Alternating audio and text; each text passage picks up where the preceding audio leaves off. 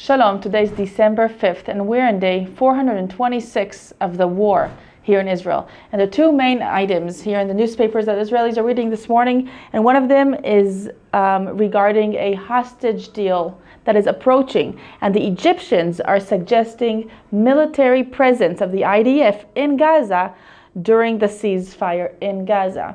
And since it's coming from the Egyptian side, this is something that Hamas may be able to accept. The next item, Itai Svilsky, the hostage, 38-year-old Itai Svilsky, hostage in Gaza. His body was rescued in a big operation, and he's back in Israel. So from 101 hostages in Gaza, now we're down to 100 hostages in Gaza, live and dead. The cartoon today is a turtle walking slowly with the word Iska on it. Iska is deal, written in a suitcase.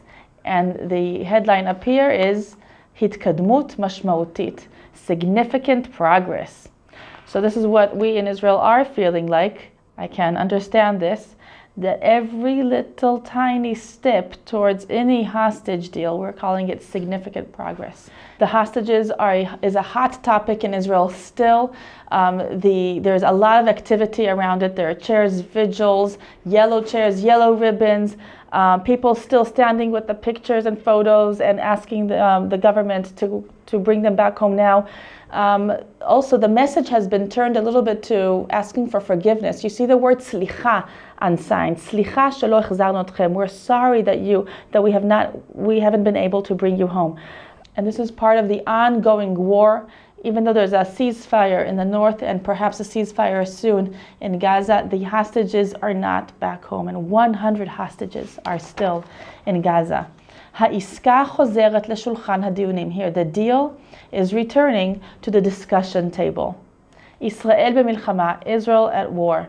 And officials say that next week, there's a probability that an Israeli delegation will leave to Qatar in order to negotiate this.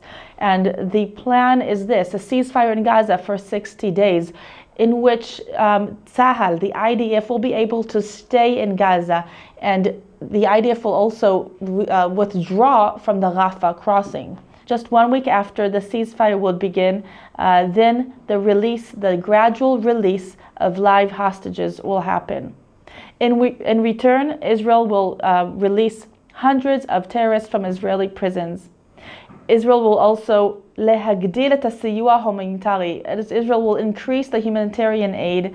The fourth point is that Israel will need to increase the humanitarian aid that it's given Gaza, and also allow refugees to go back to the northern part of the Gaza Strip. This is what Hamas is demanding. The fifth point, the Rafah crossing will be controlled by representatives from the Palestinian authorities from the West Bank. Palestinian authorities will be controlling the Rafah crossing. Kind of absurd. And who will be managing the Gaza Strip? It will be a joint effort of locals from Gaza and also from the Palestinian authorities, and the United States of America will be supervising over it. So these are you can say, conditions for a deal. Next week, an Israeli delegation will go to Qatar, speak about it, and hope that we can come to a deal to bring the hostages back home. Down here, the headline reads, "Shelo yachidu otanu sipurim, hamilchama horeget otam." Let them not tell us stories or fool us. The war is killing them. And I'm continuing. The result of the investigation is causing anger amongst the families of the hostages. What investigation? It's the case of these 6 Israeli men that were kept in captivity, and they were killed by the terrorists. So the IDF took this case, studied it, researched it, and now the results are here.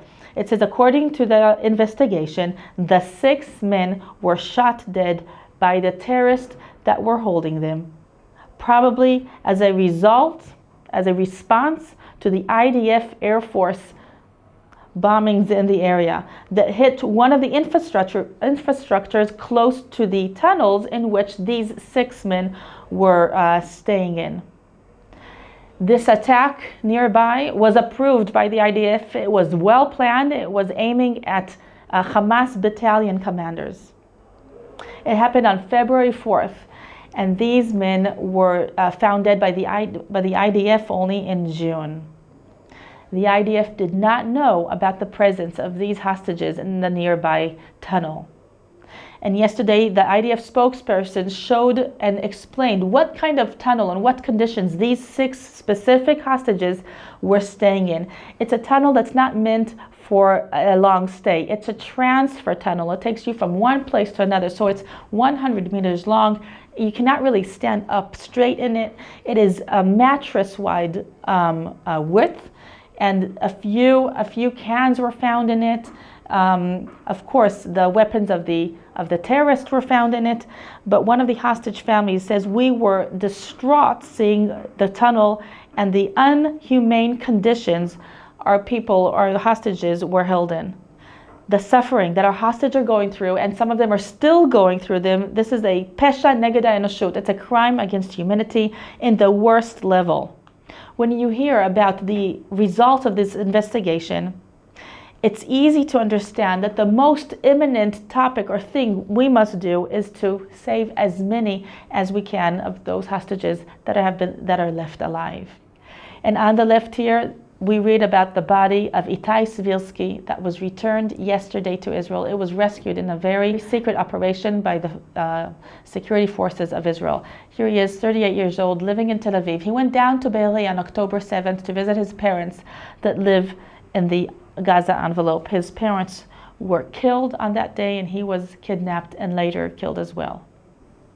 Noa Argamani was kept in tunnel with Itai, and she wrote on her Instagram account about the moments together, about how he was like a big brother for her there in the tunnels, how they spoke about the moments that they would sit for coffee afterwards in Israel, and she never imagined that he'd come back dead, not alive.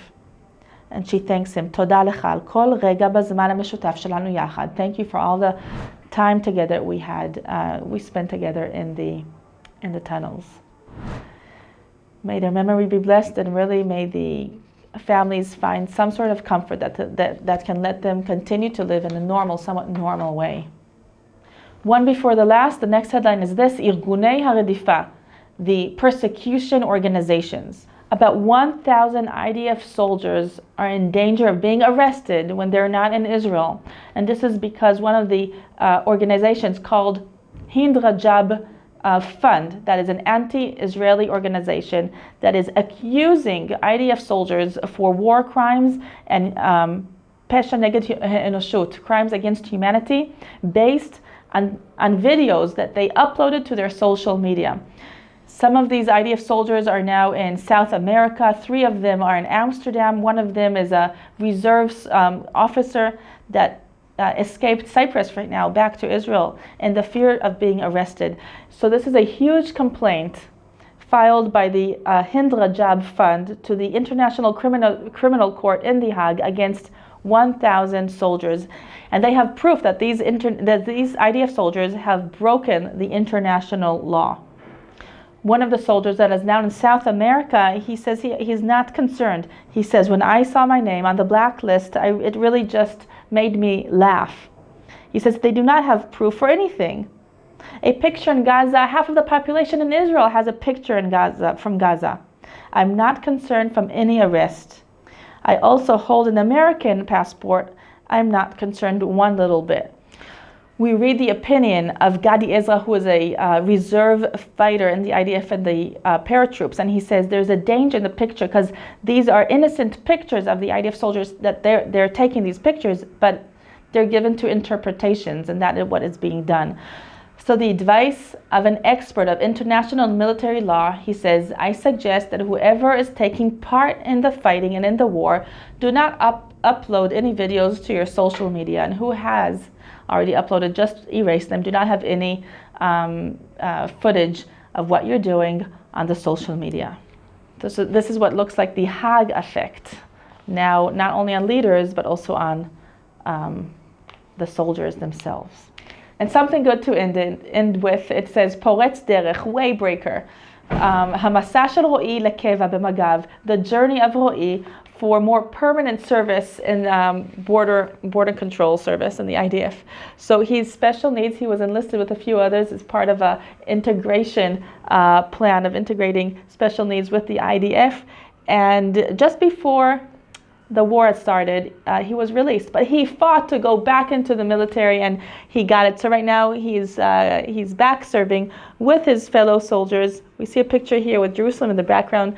There's Roy. He's 24 years old, very happy to serve. They speak very highly of him. They say he's very, very professional. He does his job great, border control, and he himself says, "אני ולוחמי מג"ב שומרים על תושבי ירושלים ומדינת ישראל." That the fighters and him, they are keeping safe the residents of Jerusalem and the citizens of Israel. So, kol hakavod to Roy. This is all for today, and for more news that matters, go to allisrael.com. Subscribe to our channel. I'll not be here next week. Oriel Moran will be here with the newspaper for you. I'll be actually in Switzerland taking a delegation of 10 Israeli female believing soldiers, Messianic believers, that have gone through October 7th and the ongoing war. And this week is to take care of them and helping them process some of the very hard experiences they've gone through. So I'm going with some other Israeli staff, and we're very excited for this opportunity. So thank you for your prayers and for standing with Israel. This is Rota Magen for All Israel News.